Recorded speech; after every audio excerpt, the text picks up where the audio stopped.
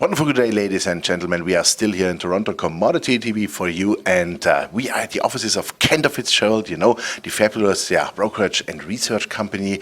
And with me here is Rob Chang. You heard him many times here on our channels, and he's now the managing director of the company and also the head of metals and mining. So we want to talk about resources, about companies, gold, uranium, etc. Rob, good morning. Hi, thanks for having me again. Yeah, great that you have time, and thanks for taking the time. First of all, the ECB has cut the rate this week. What's your view on that? Well, it's certainly positive for gold. Not only has the ECB cut the rates to effectively zero, but they've also expanded their quantitative easing program. So it seems like there's a signal that that's very positive for gold, and we're certainly seeing it. The gold has reacted, and we're thinking it's probably going to go to a little bit higher because of that. Fantastic. The first reaction was like a bit flat, and then we went up $15, $19. Today we are a bit down, but going up again. Would you mention a kind of, I wouldn't say a detailed target, but what is your feeling for 2016 for gold? You know what, we're still evaluating that. We entered the year thinking that it was going to be a flat to maybe slightly negative overall year for gold. So we're still in the process of reevaluating that, and we're not quite sure. However, I would like to say probably we're going to be positively biased. To what degree we're still analyzing. Okay, good, super. So I was trying to get a number, but I know you're not telling me. No, that's okay. Okay, let's stick with gold, because I think you brought out several new coverages. One of them is Pershing Gold, for example. Yes. You want to talk maybe a bit about that? Absolutely. Pershing Gold is one of our favorite names in the space. It is a development stage company in the past producing area by Reno, Nevada. So it's in an area that has lots of previously producing gold camps. It's of course itself a previous producer. What we really like about it is the exploration program there has found several high-grade gold intercepts that have been pretty impressive.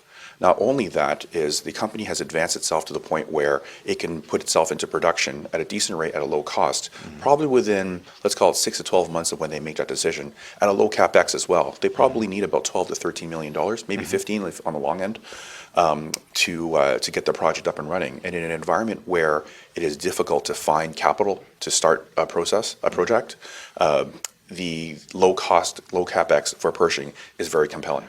And based on our numbers, we're believing the all-in sustaining costs are probably within the $800 to $900 range, which is very, very attractive. Very attractive, absolutely. Yeah, I mean, also, as I interviewed Steve Alfors also 2 days ago, that's quite funny. And he was also like, positive like you, told me the same numbers, very conservative. I like that. And I said also, with that shareholders they have in place. I mean, Barry Hornick, Dr. Frost, if it comes to the financing, I'm pretty sure they will even do it maybe. I don't know. Exactly, and that's one of the great things. There are not many mining companies anywhere that can boast the backing that Pershing Gold has. So while financing is always a risk, it's much less of a risk when you have two investors who have deep pockets and who are very committed to making sure Pershing Gold does well. So worst case scenario, they can take care of the whole thing themselves. Yeah, definitely. Any other company you want to comment on in the gold space you like maybe? Yeah, the Premier Gold is a company we've been following for quite a while. Yeah, I know them well too. It's been doing very well. And I'm very excited for this company. Not only does it have the great assets it always had, such as the assets in Red Lake and the developing projects at TransCanada, as well as the emerging assets in Nevada, but what's really compelling about them, excuse me, is their near-term production profile with their joint venture with Barrick Gold. That's a very impressive project that will have about 2 years of production to start, but then after probably 1 year of more development can go underground and produce a lot more. So the key thing there is Premier is going to move from an exploration/development story to a producer. And that should command a multiple expansion once they become that. And they have one of the best companies in the business working with them as the primary for their joint venture. Great, fantastic. Let's swap a bit from gold to uranium. I mean, we are still staying in Canada because Canada is one of the most important uranium producers for sure. And I would say with the Athabasca Basin, you have one of the most important land areas or landscapes in the world to find high-grade uranium. And I know you're featuring fission and you are also featuring next gen. Maybe you want to comment a bit on the last developments there. Sure. So we are really starting to see the developments of a true West Side story happening here. If you add the resources of fission, and with NextGen's new 200 million pound resource, you factor in UEX, which is a little further to the north, and then you factor in the impressive recent drill holes we've seen from Pure Point Uranium, which is next door to NextGen, you have the emergence of a 400 to 500 million pound camp just right there, or pretty close to it. Right. And from looking at the drill hole data and looking at the exploration potential for at least fission and NextGen, we can see that there's probably a lot more upside for both. So we're looking at a camp that's probably rivaled only by what we're seeing in the east side with MacArthur River and Cigar Lake. And that makes it a very compelling story. You can talk about as much as you want with fission being a little bit underwater, NextGen being a little deep, same thing with UEX. But when you have that many pounds in one location, and in easy to mining scenarios such as an open pit for fission or basement hosted for NextGen, you're looking at a situation where someone has to have it. And someone has to produce from here because it just makes too much sense. And the economics will work almost regardless of the situation. Yeah. So it's becoming very exciting for that side of the basin because we have the emergence of a true high-grade uranium camp that may be only rivaled by the best one in the world anyway. Fantastic. I like it. It makes too much sense. That's fantastic. Okay, great. So you are positive for those two companies and also Pure Point you mentioned.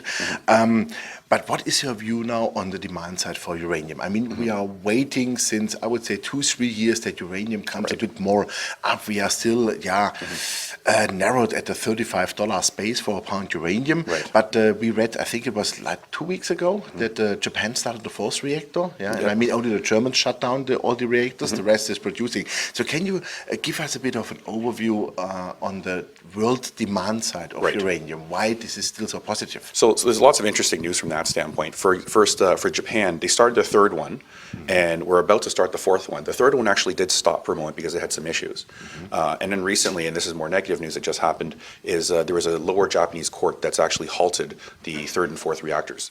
But that's only going to be temporary in our opinion because a lower court pretty much does not have the expertise as the whole Nuclear Regulatory Association that Japan has to properly identify the safety for those reactors. So we expect them to be turned back on pretty quickly anyway. But moving further from that, and the more important part is demand. Looking longer term, China recently put out their new 5-year plan, and they are now stating that they were planning on approving 7 to 8 reactors per year. And that is much higher than what we were previously factoring into our model. Our model before was probably about half of that. So we haven't changed our numbers yet. We are working on that. But factoring in 7 to 8 versus 3 to 4, for example, annual growth from a reactor basis for China will make a very large difference, especially since they're already the largest upcoming producer or user, rather, of uranium anyway. Now, on the shorter term, it is looking a little challenging.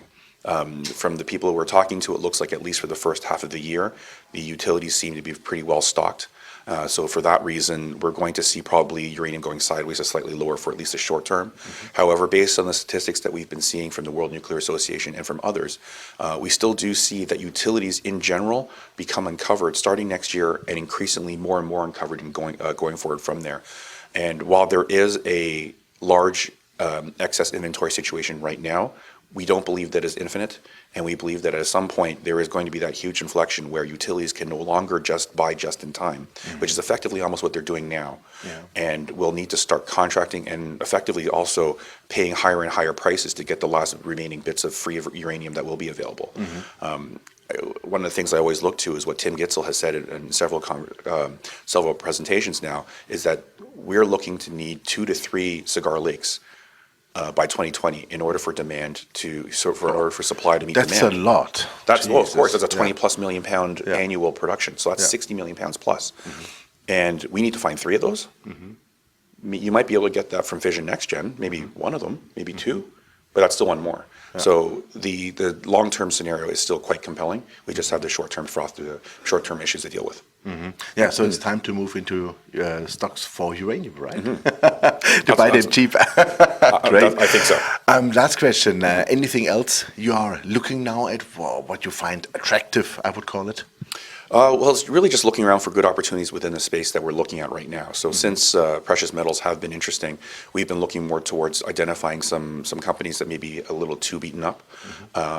and trying to find those before anyone else does, really. That's right. It's an ongoing process, but because I'm not covering those names, I wouldn't be able to mention them at this point yet. Yeah, just the sector is still interesting. So you are positive on the precious metals. Yeah, exactly. Well, Rob, thank you very much for the short insight and always helpful and useful. And all the best, and hope to see you soon. All right, thank you. It's been a pleasure. Maybe this year Oktoberfest would be great. That'd be nice. Great. Yeah, ladies and gentlemen, this was Rob Chang, the managing director and head of metals and mining of Cantor Fitzgerald. And you heard it. Precious metals are on vogue. He's positive on that, and also uranium. And he features several company names like Pershing Gold, Fission, NextGen, PurePoint. And you find all the research at Cantor Fitzgerald, of course, Rob Chang's research, and have a look at that and check it out. And thanks for watching us. Bye-bye from Toronto.